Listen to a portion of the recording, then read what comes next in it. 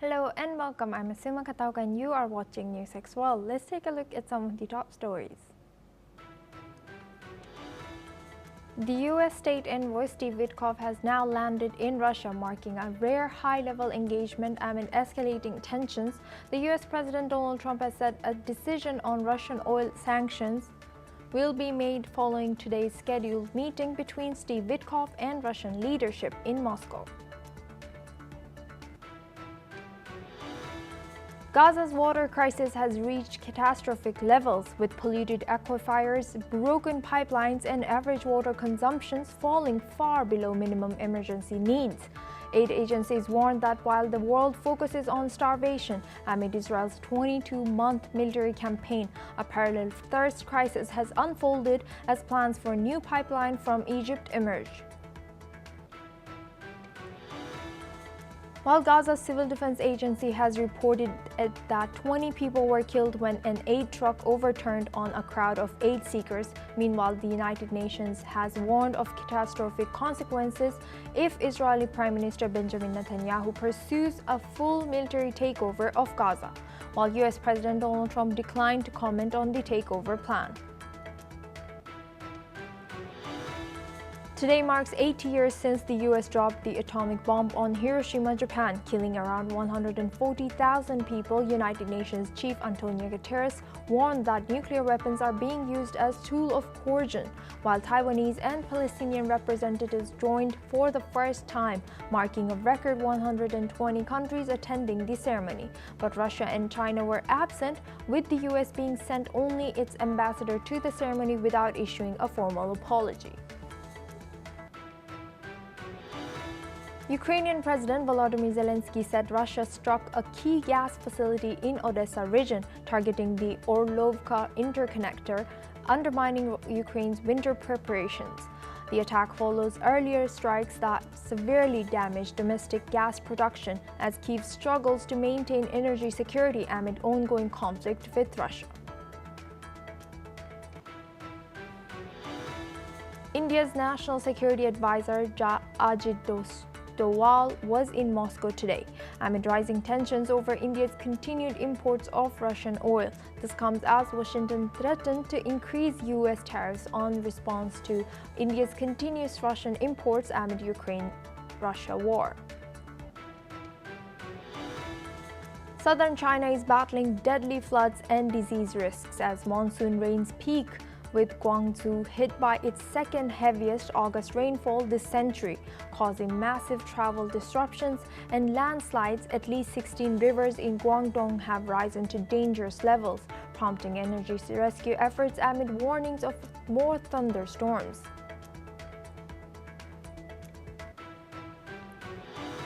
Gunmen abducted at least 60 people, mostly women and children, and killed villagers in overnight raids on 5 communities in northwest Nigeria, marking the second mass kidnapping in the region in just days. The attacks, which targeted 4 villages, lasted until dawn, witnesses and local leaders have confirmed. At least 4 people were killed and over 50 remain missing after flash floods devastated a village in Uttarakhand, India's Himalayan state. On Tuesday, experts blamed climate change and unchecked development in the Himalayas for such frequent disasters, which have become increasingly deadly in recent years. Israel's ministry chief reportedly clashed with Prime Minister Benjamin Netanyahu over plans to fully occupy Gaza. IDF Chief of Staff Eyal Zamir called the occupation a trap for the army. The tension escalated after Netanyahu's son Yair posted a tweet accusing Zamir of leading a military coup. Zamir condemned the tweet, asking why he was being attacked during a war. Netanyahu responded, telling Zamir not to threaten resignation publicly. Zamir warned that the occupation could endanger hostages and strain the military. The disagreement comes ahead of a key cabinet vote in Gaza's occupation scheduled for Thursday. Now, for this discussion, we're joined by Peter Cordillo. He's a chief market economist at Spartan Capital Securities. Joins us live from New York. Thank you, Peter, for joining us today. Good to see you. Now this Right. is, thank you. Now this is surprising. How significant is this public clash between or within Israeli military? It's very interesting indeed. But I've been looking back since the war started to various meetings between the cabinet and the military. And from time to time, there have been quite significant differences about strategy. And this current difference is probably more significant than the others because there are two very distinct views here. The Netanyahu government, supported by the right wing of the government, want a clear, unequivocal, unambiguous, and total destruction of Hamas. The military, however, believe that their job is 90% completed and see no further benefit in continuing with the further destruction. It's interesting, in the last couple of weeks or so, there has not been one missile fired from either Hamas or Palestinian Islamic Jihad. And more importantly, from the Israeli side, in the last week, there have been no casualties. There were quite a few leading up to this. So from the military's perspective, and don't forget, they are obliged to carry out the policies of the government. That's in the constitution, and that's how the military react. But the hierarchy in the military see no further benefits or no increased benefits in continuing with the military destruction. All the tunnels have been destroyed. The only issue left is the hostages, and the military believe that it's by political means that will achieve that objective and not by military means. Yes, for the earlier confusion, Peter, I would like to apologize. With us sitting is our guest, Peter Baum. He's a foreign editor at Weekly Blitz. Now we go back to our guest discussion. Sorry about that, Peter. Now, what could be the potential consequences for Israel's military strategy and political stability if this disagreement between the military leadership continues? Yeah, I believe that the spat between the military and the politicians will get resolved as it always does. More importantly, it's clear that the Trump administration have given the Netanyahu government the green light to completely occupy Gaza.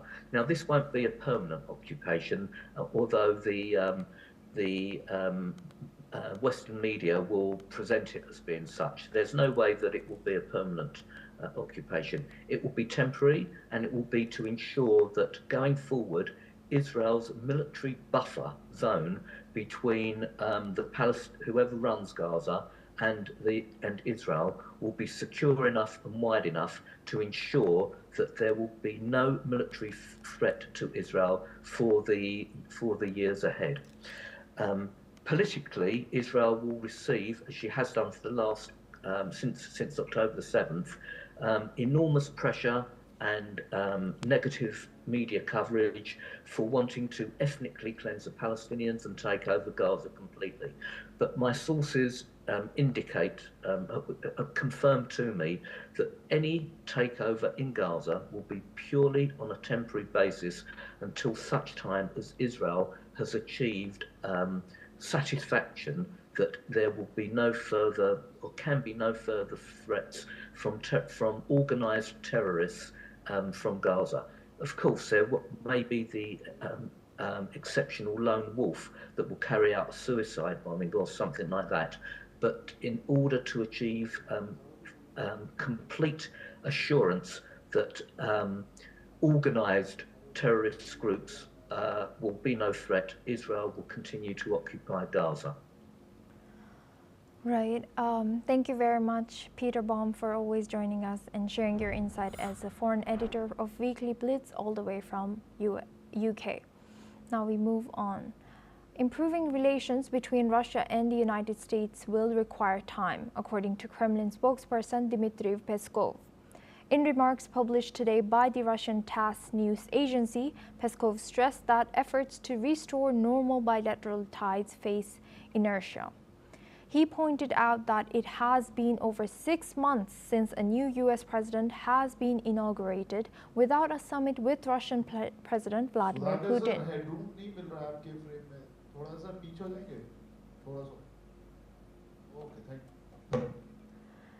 As diplomatic talks continue, U.S. Special Envoy Steve Witkoff is expected in Moscow today to engage with Russian leadership in a further push to end the war in Ukraine. Meanwhile, President Trump has threatened to hit Russia with sanctions and tariffs unless President Putin agrees to a ceasefire and peace agreement by August 8th.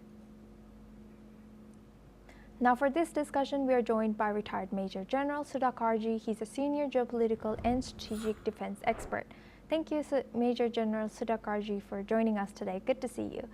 Now, given the ongoing tensions and the lack of a summit between President Putin and President Trump, how realistic is the idea of improving U.S.-Russia relations now? Subha, good afternoon. Thank you for getting me to your show. Thank you. As regards the question which you have asked, this is my personal take. You see, relationship between country to country is it's a big issue. It's a big subject. Before that, the human relations, human beings have to come together closer. Everything starts with a single point of meeting. So far, the President of USA, that is Donald Trump, in his 2.0, he still has not visited Russia, nor has there been any kind of a meeting at the apex level, that is the summit level meeting. So in absence of a meeting between two leaders, one-on-one, I don't think there will be any progress. And as such, the Russia-Ukraine war is a very complex subject. And I personally feel, as a student of geopolitics and security and strategy, having gone quite deep into it, having written at the international level, given talks at the international global level on the subject, I'm more than convinced that it is the Western alliances, the NATO alliances, have a lot to do in order to restore trust. The trust has been breached between these two stakeholders, that is the Western alliances, the NATO and the Russia, mainly because of some kind of actions which the NATO should not have done. That is one. And second thing is, for everything to start, there has to be a cause and effect. The primary cause of Putin having invaded after having waited for so long. The conflict was on since 2014 or even prior to that. And it is only on 24th February 2022 that he made a public announcement, and thereafter he invaded. He undertook a special operation with an aim to finish it off as early as possible. But that early hasn't actually finished. So therefore, my take on the whole issue with regard to the question which you have asked, it is not possible to have any meaningful and substantive meaning unless there is a summit level meeting. Not that there is any guarantee that it will take place, but let it begin. Let once a meeting take place, thereafter it has to be repeated number of times. Back to yourself.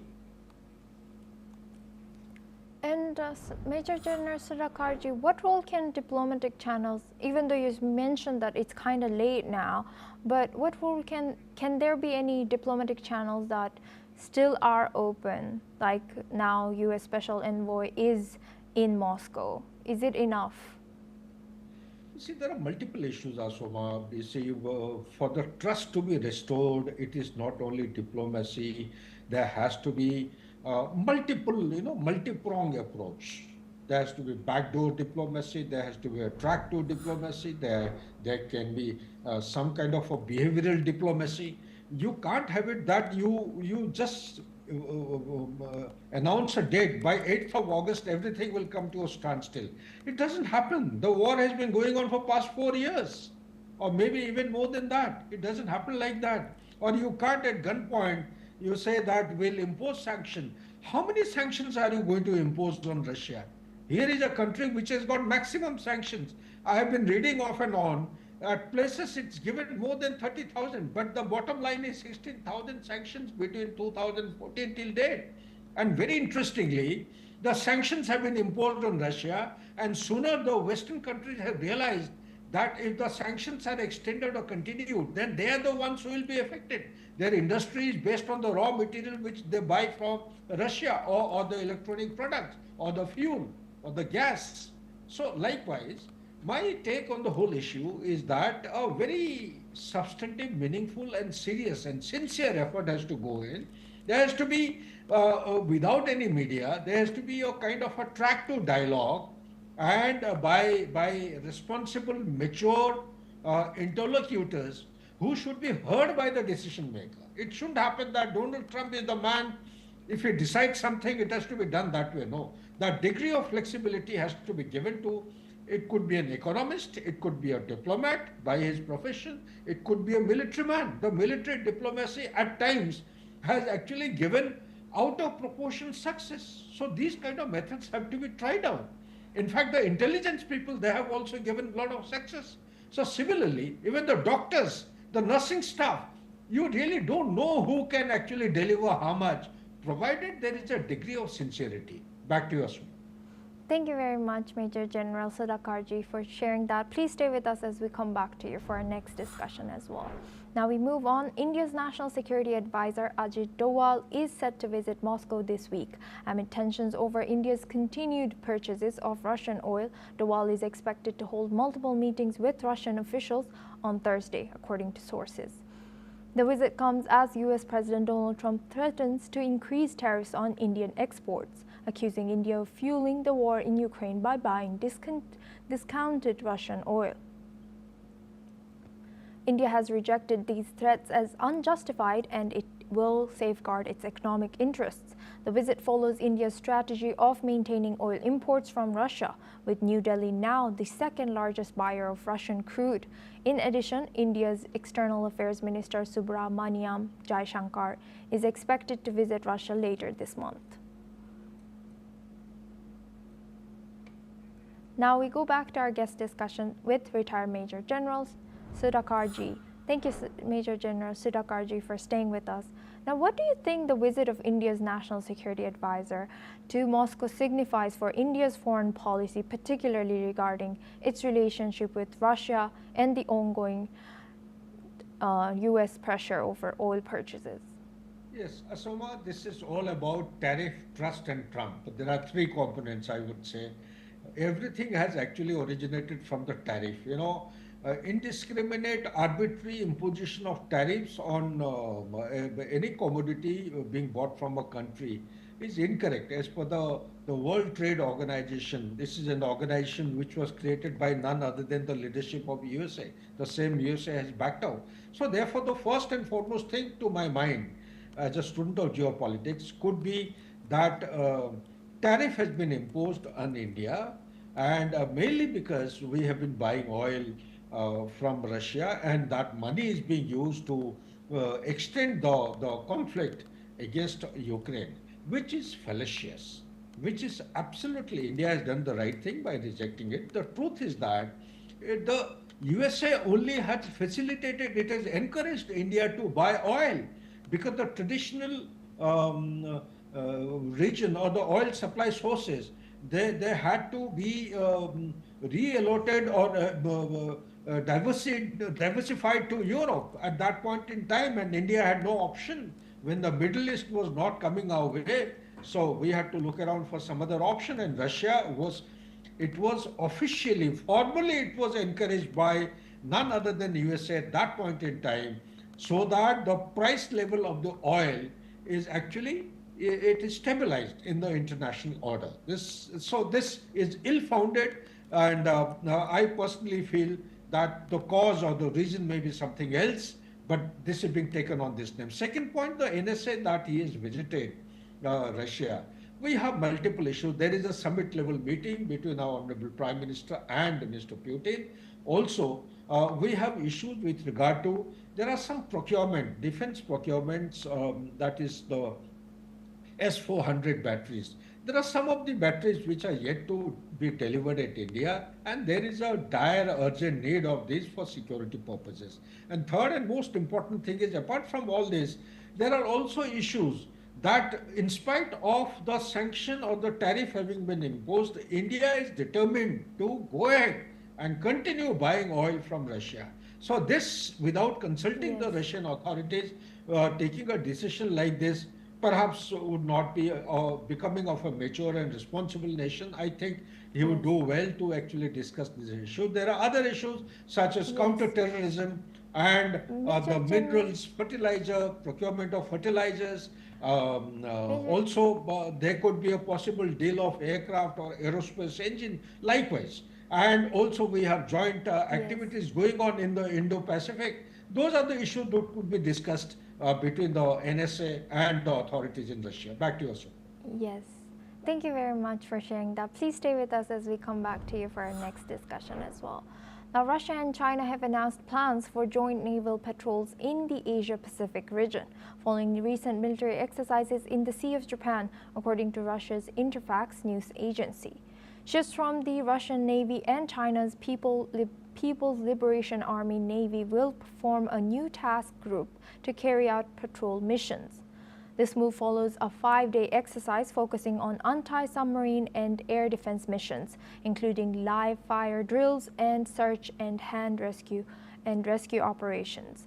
The drills, which took place from August 1st to August 5th, involved Russia's Admiral, Tributs, and Gurumqi, along with Chinese destroyers Shaoxing and Urumqi.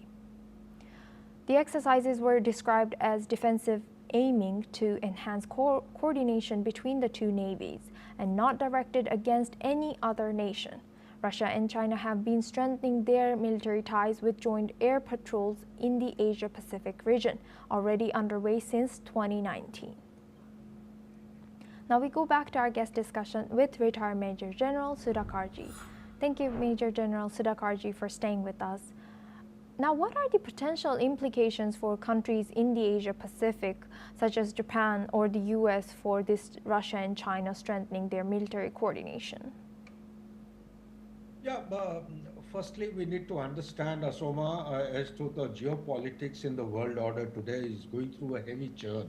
There is so much of turbulence, and let alone what was happening, after pandemic, post-pandemic, there's been a war which broke out. It's still carrying on in Central Europe. There is a conflict in the Middle East. India and Pakistan have gone to war, and fortunately, it was brought to an end by I would say escalatory dominance, by virtue of escalatory dominance of India. There was no external interference for the ceasefire.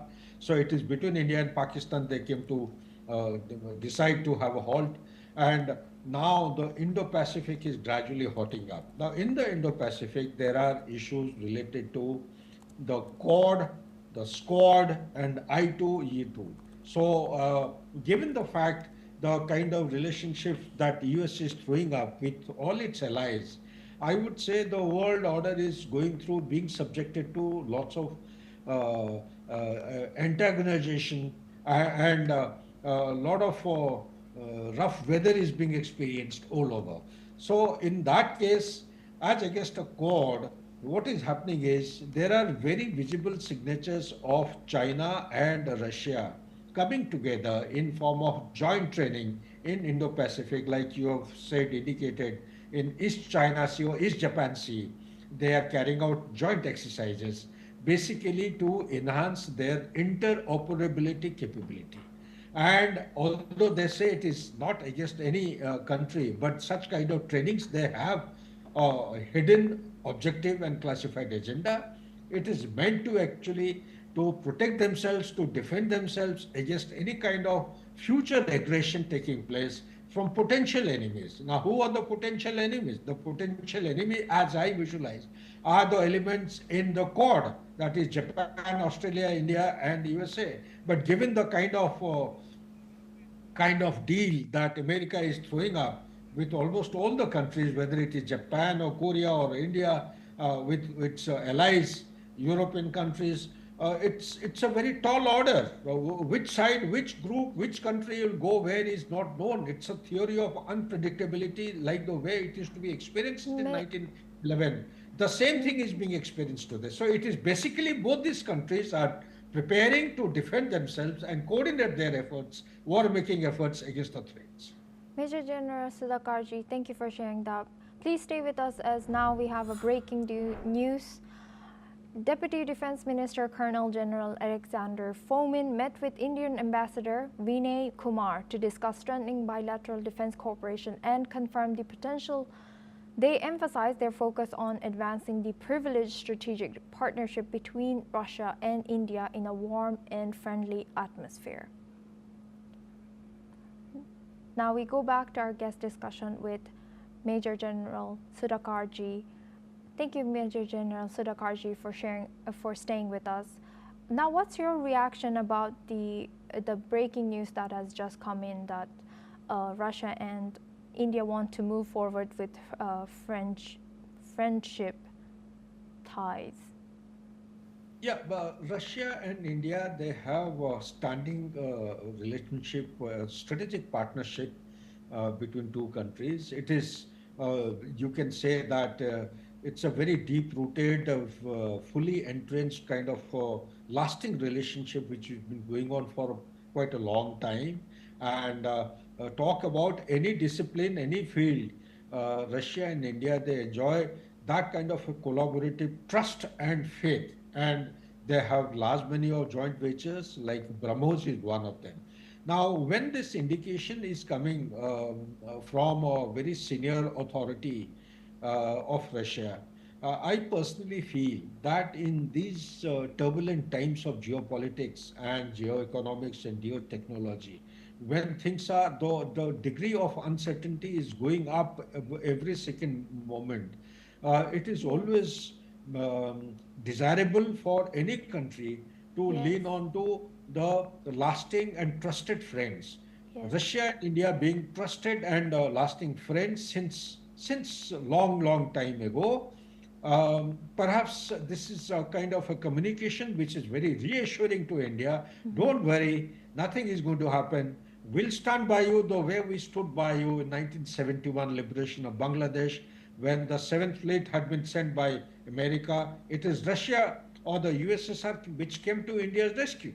So similarly, if push comes to shove, if things go out of hand, we know, we are very confident that it is Russia which will stand by India and come to our rescue and help. Back to you, please. Thank you very much for sharing that and staying with us throughout our news. That was Major General Sudhakarji.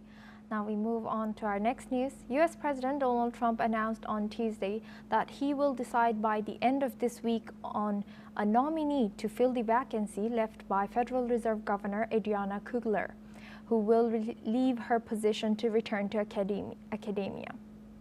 Let's listen into what the U.S. President Trump has stated. For Fed governor, I'll be making that decision before the end of the week, and we'll either decide on one for permanence or the 4-month period, the term. There's a term of about a number of months. We have a couple of candidates. Everybody wants it, okay? It's not a couple, but we've narrowed it to a couple of candidates. And we've also, we're looking at the Fed chair, and that's down to 4 people right now. Very good. Well, I can tell you, because I've already said there's 2 Kevins and 2 other people. Trump revealed that he has narrowed his choice for the next Fed chair to a short list of 4, including economic advisor Kevin Hassett and former Fed Governor Kevin Warsh. The final selection will be made after Kugler's replacement is appointed, a term that only lasts until January. Trump has been critical of current Fed Chair Jerome Powell, expressing interest in choosing a replacement who could influence policy early on. Now we're joined by Dr. Satoru Nagao. He's a fellow at Hudson Institute, joins us live from Tokyo, Japan. Thank you, Dr. Satoru, for joining us today. Good to see you. Now, what are the broader implications of President Trump's decision to appoint a new Federal Reserve Chair, especially considering his criticism of Jerome Powell? Of course, he want to integrate his economic policy and financial policy as a one chain of command. And currently, the U.S. economic policy can be decided by the Trump administration side, but financial policy decided by FRB. So that's why how to control the FRB is a matter of concern for Trump administration. And if Trump side people joined this group and to become the candidate of the chair of the FRB after the current Powell, this will be the one of the ideal situation to integrate the chain of the command, chain of the decision making of the economic policy and financial policy. But at the same time, this is just the first step because only one Trump side executive is joining. This is one of them, indeed. So that's why to integrate the two policy, indeed, there are some more steps to achieve it. So that's why this is one of the beginning, but at the same time, this is not a complete solution for the President Trump side, I think. And given the short-term nature of the replacement term and Trump's influence on selection, what role does the political landscape play in shaping Federal Reserve's appointments? How do you see it? Of course, Trump's side want to rise the economy, but in this case, he is asking the Powell to follow his guidance, but the Powell resisted.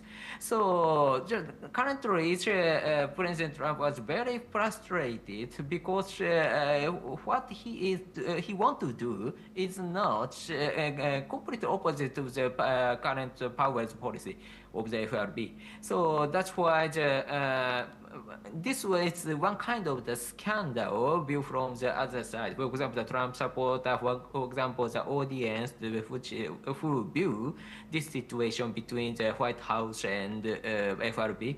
So that's why the view from the politics, of course, this is a little bit shameful battle for the Trump administration, especially the opposition supporter believe.